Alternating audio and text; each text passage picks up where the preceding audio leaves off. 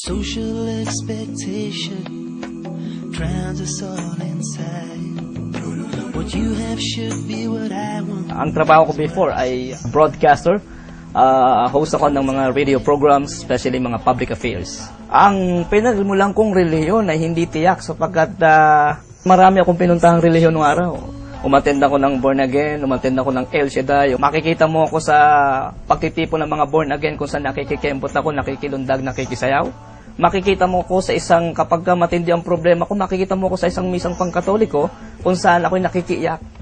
Kung saan ako napunta pananampalataya sapagkat ang pananampalataya sa aking pananaw nung araw ay isang pagtakas lamang sa kung anong problema sa buhay merong kang dinadala.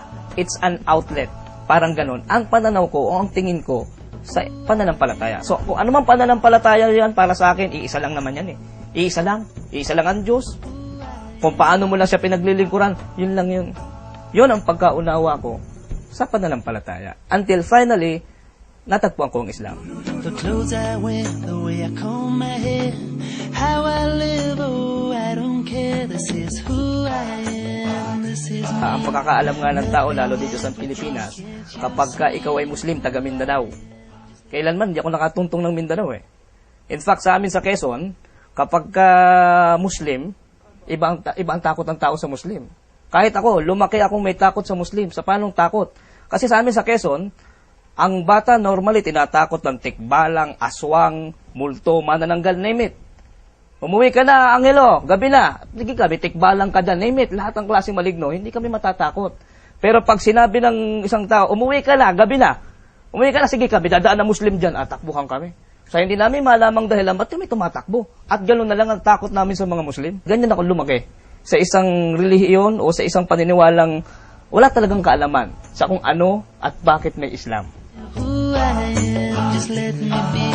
'Cause like it or not, but God loves me. Hindi ko akalain na ako ay aakain sa pananampalatayang Islam. Maaring marami nagpapakilalang Muslim sa kapanahunan natin. Ngunit saan ba natin sila dapat kilalanin? Doon natin. Doon tayo magsimula. To get to the top don't matter if somebody's gotta fall. You gotta brace the storm, the norm's to conform. Get what you want's gonna kill us all. This is who I am. Ang Muslim ay hindi ang mga taong taga Mindanao lamang. Hindi nagpapamuslim sa isang tao na ang nanay at tatay niya Muslim. O siya ay Arabo o nanggaling sa isa Islamikong bansa. Lalong hindi nagpapamuslim yung sasabihin mong ako'y may dugong Muslim. Hindi yan sirkulan. Wala sa dugo yan. Hindi nagpapamuslim sa isang tao na ang pangalan niya ay Umar, Muhammad, Ibrahim. Hindi.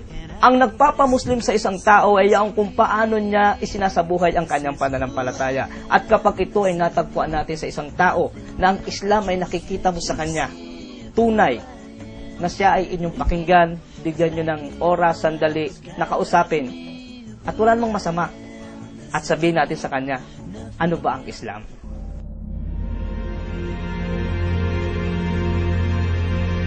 Nung araw, ako ang isa sa bumabati ko sa mga Muslim.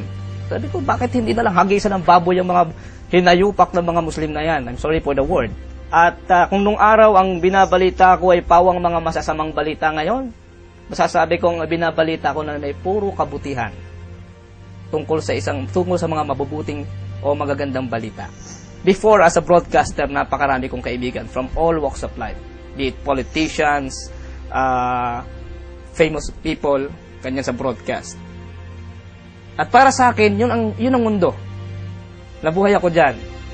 Pero may mas maganda at mas mainam pa palang mundo na naghihintay. At ito yung mundo kung saan ako naroon ngayon. Nawalan man ako ng mga kaibigan, nawalan ako ng mga koneksyon sa mga kilalang tao sa lipunan. Hindi ako nalungkot. Sapagkat sa ngayon, napalitan naman ito ng mga kapatid na siyang minamahal ko at minamahal din naman ako. Yun ang ibinigay sa akin ng Islam. Sa Islam, itinuturo sa atin ang nag-iisang Diyos, ang dakilang lumikha na si Allah subhanahu wa ta'ala, na siyang may kapamahalaan sa lahat ng bagay. At sa Islam, mas malinaw kung nakilala kung sino ang Diyos at kung paano niya ipinadala ang mga propeta mula sa kay Propeta Adam, sa kanya nawa ang kapayapaan, hanggang sa huling sugo ng ng dakilang lumikha, ang Propeta Muhammad, sumakanya nawa ang kapayapaan, habag ng dakilang lumikha, ay mas nalaman ko na ang lahat ng ito, lahat ng mga propetang ipinadala, ay may iisang katuruan. At maging si Propeta Hesukristo na pinakamamahal ng mga Muslim, ay may iisang Diyos din na tinuturo. At yun ay natagpuan ko at nabigyan linaw sa akin sa pananampalatayang Islam. Just let me be, 'cause like it or not, but God loves me.